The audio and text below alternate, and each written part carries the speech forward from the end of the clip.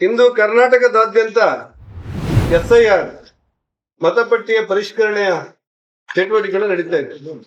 ಇದನ್ನ ಭಾರತೀಯ ಜನತಾ ಪಕ್ಷವು ಸೇರಿದಂತೆ ಇಡೀ ಭಾರತ ದೇಶದಲ್ಲಿ ಭಾರತೀಯರಿಗೆ ಮಾತ್ರ ಮತ ಅನ್ನುವಂತ ಕಲ್ಪನೆಯಡಿ ಈ ಮತಪಟ್ಟಿ ಪರಿಷ್ಕರಣೆ ಆಗ್ತಾ ಇರುವುದು.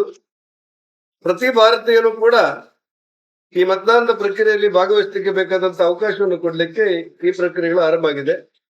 ಆದ್ರಿಂದ ನಾನು ಎಲ್ಲರಲ್ಲೂ ವಿನಂತಿ ಮಾಡ್ತೇನೆ, ಮತಪಟ್ಟಿ ಪರಿಷ್ಕರಣೆ SIR ಅನ್ನ ಪ್ರತಿಯೊಬ್ಬರು ಕೂಡ ಸ್ವಾಗತಿಸಬೇಕು ಮತ್ತು ಮನೆ ಮನೆಗೆ ಆ BLOಗಳು ಬಂದಾಗ ಮತ್ತು BLA2 ರಾಜಕೀಯ ಪಕ್ಷದ ಪ್ರತಿನಿಧಿಗಳು ಬಂದಾಗ ಎಲ್ಲ ವಿವರಗಳನ್ನು ಅವರಿಗೆ ಕೊಡಬೇಕು ಅನ್ನುವಂತ ವಿನಂತಿಯನ್ನು ನಾನು ಮತದಾರರಿಗೆ ಮಾಡ್ತೇನೆ.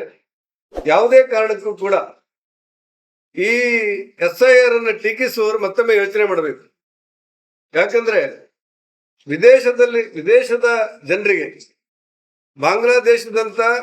ಬಾಂಗ್ಲಾದೇಶದಲ್ಲಿರುವಂತಹ ಜನ ಭಾರತಕ್ಕೆ ಬಂದು ಇಲ್ಲಿಯ ಪ್ರಜಾಪ್ರಭುತ್ವ ವ್ಯವಸ್ಥೆಯಲ್ಲಿ ಮತದಾನ ಮಾಡುವಂತ ಅತ್ಯಂತ ಕೆಟ್ಟ ಸಂಪ್ರದಾಯಕ್ಕೆ ಈ ಮತದಾನ ಪರಿಷ್ಕರಣೆ ವಿದಾಯ ಹೇಳುತ್ತೆ ಅನ್ನುವಂತ ವಾತಾವರಣ ಗಮನಿಸಬೇಕು. ಕೆಲವರು ಮಾತನಾಡುವಾಗ ಪ್ರಜಾಪ್ರಭುತ್ವಕ್ಕೆ ಇದು ಕಂಟಕ ಅಂತ ಹೇಳಿದ್ದಾರೆ.